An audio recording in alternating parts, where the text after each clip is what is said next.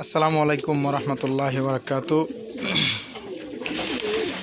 প্রিয় কবুতর প্রেমী বন্ধুরা, কেমন আছেন সবাই? আশা করি ভালো আছেন। আমি আপনাদের দোয়ায় ভালোবাসায় আমি অনেক ভালো আছি, আলহামদুলিল্লাহ।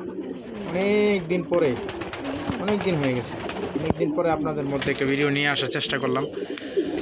অনেক ব্যস্ততার ভিতরেও একটা ভিডিও দেওয়ার চেষ্টা করলাম। ভিডিওটা হচ্ছে আপনার কবুতরের পেটে গ্যাস হলে করণীয় কী, কবুতরের পেটে গ্যাস হলে আপনি কী করবেন, এ বিষয়ে আমার নিজের অভিজ্ঞতা থেকে বলবো। আমি যতদিন যাবৎ কবুতর পালতেছি নিজের একটা অভিজ্ঞতা আছে। এই যে আমার এই জায়গায় দেখতে পাচ্ছেন, এই যে কবুতরটা, এটার পেটে গ্যাস হয়েছে। যা আমি করছি তাই বলবো, বা আমি কইরা সফলতা পাইছি আর কি, তাই বলবো। তাছাড়া এন থেকে বানোয়াট বলার কোনো কিছুই নাই, কোনো কিছু বলবো না। সবচেয়ে বড় কথা, হায়াত মৌত সব কিছুর মালিক আল্লাহ পাক রব্বুল আলামিন। চেষ্টা করা শুধু আপনার আর আমার দায়িত্ব, এটাই সবচেয়ে বড় কথা। অনেক ভাই বইলা থাকে যে ভাই কবুতরের পেটে গ্যাস হইলে আপনি একটা কাজ করবেন, কবুতরের পেটে ফুটা করে দিবেন। বেশিরভাগ বাচ্চাদের ক্ষেত্রে এটা হয়, পেটে গ্যাস হয়ে যায়। বড় কবুতরের ক্ষেত্রেও এই জিনিসটা হয়ে থাকে। এটা স্বাভাবিক বিষয়, এটা কোনো অস্বাভাবিক কোনো বিষয় না, এটা অত্যন্ত অস্বাভাবিক কোনো বিষয়ই না। যেমন মানুষের পেটেও গ্যাস হয়ে থাকে। কিছু বাইরে বলে থাকে যে ভাই কবুতরের পেটে গ্যাস হলে আপনি ছোটো করে একটা ফুটা করে দিবেন, পেটের গ্যাসটা চাইপে বের করে দিবেন। আপনি একটা জিনিস চিন্তা করে দেখেন, যদি আপনার পেটে গ্যাস হয়ে থাকে তাহলে কি আপনি আপনার পেটে ফুটা করেন? ফুটা করে কি আপনার পেটের গ্যাস বের করেন? অবশ্যই না।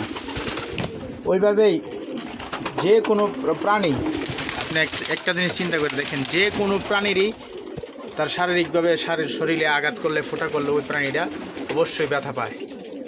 সবচেয়ে বড় কথা, আমি কিন্তু আগে বলছি যে হায়াত মৌতের মালিক আল্লাহ। আপনার আমার মৃত্যু আল্লাহ পাক রব্বুল আলামিন যেভাবে লেখা রাখছে ওইভাবেই আপনার আমার মৃত্যু হবে, এবং প্রত্যেকটা প্রাণীর মৃত্যু ওইভাবেই হবে। আপনি হাজার চেষ্টা করলেও আপনার মৃত্যুর তারিখ, মৃত্যুর সময় পরিবর্তন করতে পারবেন না।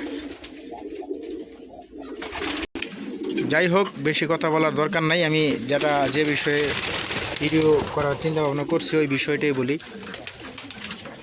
3টা ডিম আছে জায়গায়, দেখেন ডিমে তার দিচ্ছে মাশাআল্লাহ।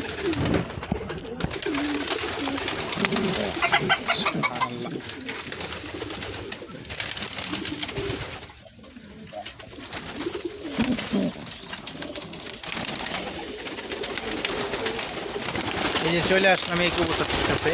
এই যে ওর পেটে গ্যাস হয়েছে, এই যে ওর পেটে গ্যাস হয়েছে। গ্যাস হওয়ার পরে আপনি দেখতেই পারতেছেন পেটে গ্যাস হয়েছে, ফেঁপা রয়েছে।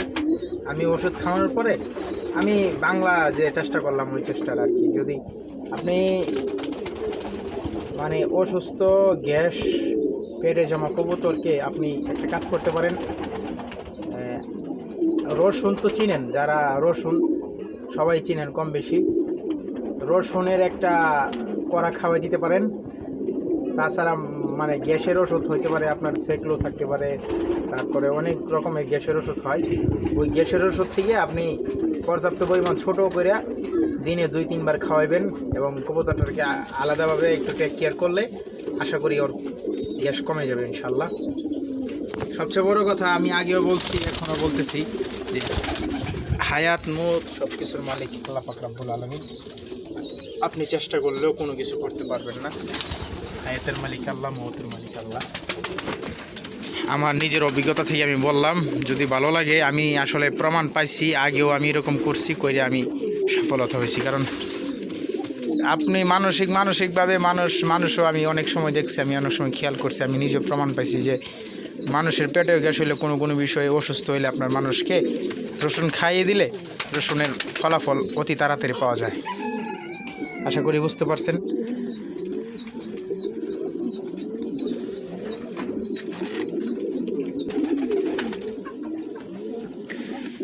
ভিডিও লম্বা করব না, ভিডিও এখানেই শেষ করে দেওয়ার চেষ্টা করব। কিন্তু অনেক দিন পরে আসছি, যদি আমার চ্যানেলের ভিডিওগুলো ভালো লাগে অবশ্যই লাইক, কমেন্ট, শেয়ার করতে ভুলবেন না।